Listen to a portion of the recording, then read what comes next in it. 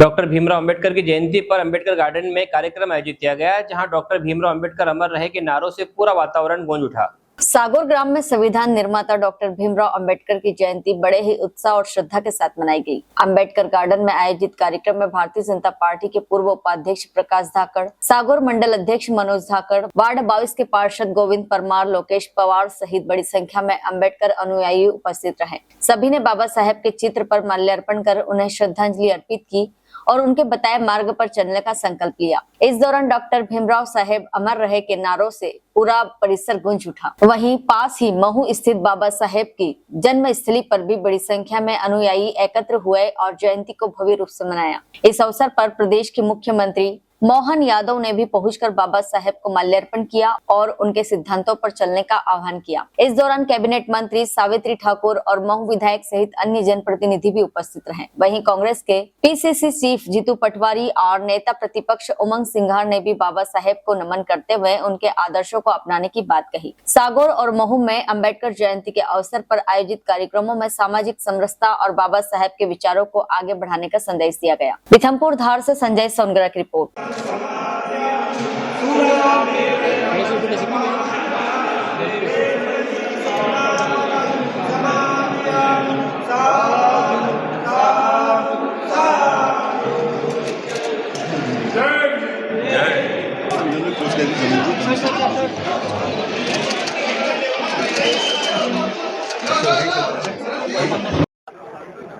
बाबा साहब अम्बेडकर का ये पवित्र दिन, उनको सच्ची श्रद्धांजलि तब होगी जब हम सब मिलकर प्रतिज्ञा लेंगे कि उनके बताए हुए रास्ते पे देश को लेके जाएं। रास्ता था सामाजिक समानता का, राजनीतिक समानता का, आर्थिक समानता का। भारतीय जनता पार्टी बाबा साहब का फोटो लगाती है, आयोजन करती है और उनके संविधान से खिलवाड़ करती है। आरक्षण के खिलाफ सवाल उठाती है। आरक्षण किसी को भी दान में नहीं दिया गया, इस संविधान ने अधिकार दिया। भारतीय जनता पार्टी बाबा साहब का नाम लेकर आयोजन तो करती है, मुख्यमंत्री आ रहे हैं, पर एसटी एससी जो संविधान के मूल 2 पिल्लर हैं, उनके खिलाफ अत्याचार और अनाचार में मध्य प्रदेश नंबर 1 है। ये एनसीआरबी के आंकड़े कहते हैं। अगर बाबा साहब से आपको प्यार है तो दलितों पर अत्याचार क्यों?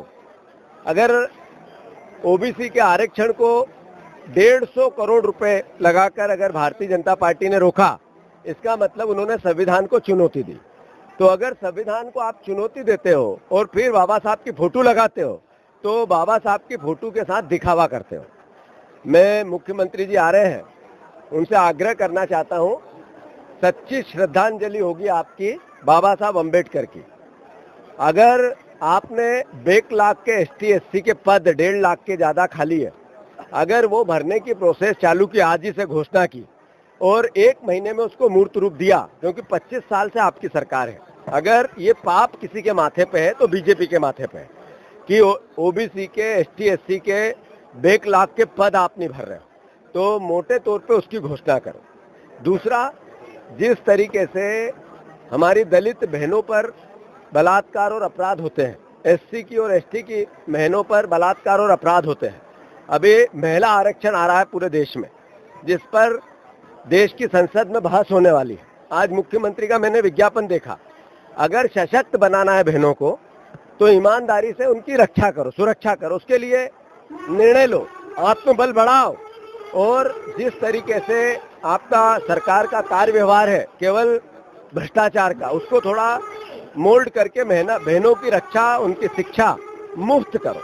अगर आप बहनों को सही तरीके से आत्मनिर्भर बनाना चाहते हैं, संविधान की पालना करना चाहते हैं, तो आज ही घोषणा करो कि महिलाओं की शिक्षा हम मुफ्त करेंगे। पूरे प्रदेश में जिस दिन आपने बहनों की शिक्षा मुफ्त करी, ये पहला प्रयास होगा कि महिला आरक्षण मीन्स बाबा साहब अम्बेडकर से जुड़ा हुआ चीज है। जो आज राहुल गांधी जिस उद्देश्य को लेकर पूरी देश में घूम रहे हैं, पूरी दुनिया में संदेश दे रहे हैं, बाबा साहब के अधिकारों का अगर भावी जननायक कोई हुआ तो वो राहुल गांधी हुए, जिन्होंने देश को जागृत किया कि बाबा साहब अम्बेडकर द्वारा जो संविधान दिया गया उसकी रक्षा अंतिम सांस तक कांग्रेस जनों को, देशवासियों को करना है। तो मैं इस वक्त बाबा साहब अम्बेडकर के चरणों में नमन करता हूं और देश के महानायक राहुल गांधी जी से का भी धन्यवाद देता हूं कि उन्होंने जिस तरीके से संविधान के प्रति लोगों की जागृति लेके आए। आज दुनिया में बाबा साहब के बाद दूसरा व्यक्ति नहीं है जो इस तरह की धारणा पे काम किया। मैं मानता हूं राहुल गांधी एक ऐसे जननायक है जो न्याय, सामाजिक न्याय के अधिकार को लड़ते हैं, जातिगत जनगणना की बात करते हैं। ये दोनों बात बाबा साहब अम्बेडकर के विचार से जुड़ी हुई है। तो मैं आप सबको, प्रदेशवासियों को खूब इस अवसर पर इतना ही अनुरोध करना चाहता हूं कि हमारी सरकार फोटो लगाती है बाबा साहब अम्बेडकर का, आयोजन करती है बाबा साहब अम्बेडकर के, और पूरा काम संविधान के अगेंस्ट करती है। अगर सच्ची श्रद्धांजलि देना चाहते हैं तो उनको आज ही निर्णय लेना पड़ेगा कि ST/SC के 1 लाख के 1.5 लाख पद खाली है, वो भरो। जो बहनों को मुफ्त शिक्षा दो, आज से निर्णय लो कि सारी बेटियों की मुफ्त शिक्षा करेंगे। तब तो हमें लगेगा कि ये महिलाओं के प्रति आरक्षण में इनकी संजीदगी है। जो 1 लाख के पद है जो ST/SC के, उनके साथ इनने न्याय करने की कोशिश की है। हम मुख्यमंत्री का नागरिक अभिनंदन करेंगे अगर ये दोनों काम उनने किए। हमें राजनीति नहीं करनी, हमें आरोप प्रत्यारोप में नहीं जाना, पर निर्णय लेना पड़ेगा। और देशवासियों, प्रदेशवासियों, आज के दिन संकल्प लो। जो राहुल गांधी जिस उद्देश्य को लेके चल रहे हैं, जिस भावना को लेके चल रहे हैं, बाबा साहब अम्बेडकर की विरासत को आगे बढ़ाने में लगे हैं, उनका हम सब मिलकर सहयोग करेंगे। तब सच्ची श्रद्धांजलि, संविधान के प्रति आपका भावना, आदर और आपका सम्मान बढ़ेगा। मैं फिर से जय जय जय जय जय भीम। सरकार के मुखिया होने के नाते से डॉक्टर भीमराव अंबेडकर भारत रत्न के जन्म स्थान पर आना ये अपने आप सौभाग्य की बात है।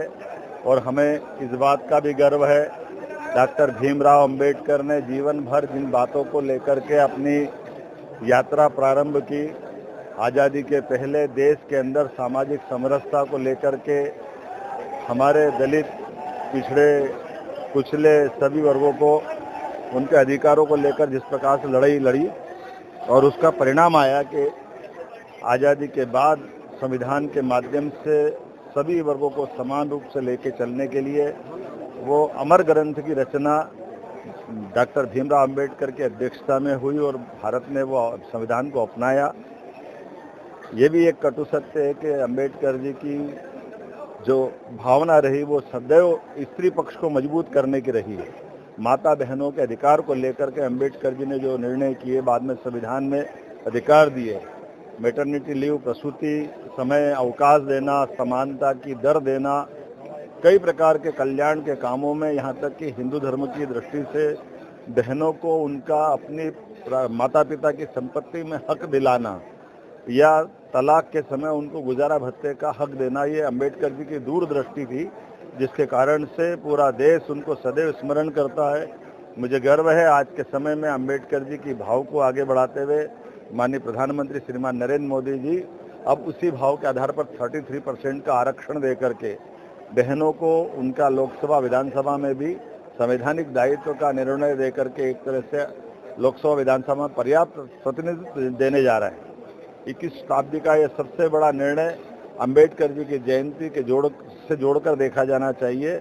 मैं अंबेडकर जी के उस पूरे जीवन के प्रत्येक क्षण में जिसमें उन्होंने भारत माता की आराधना करते हुए जिस प्रकार से पूरे समाज को आगे बढ़ने का रास्ता दिखाया, हम उनकी जयंती के अवसर पर उनको स्मरण करें।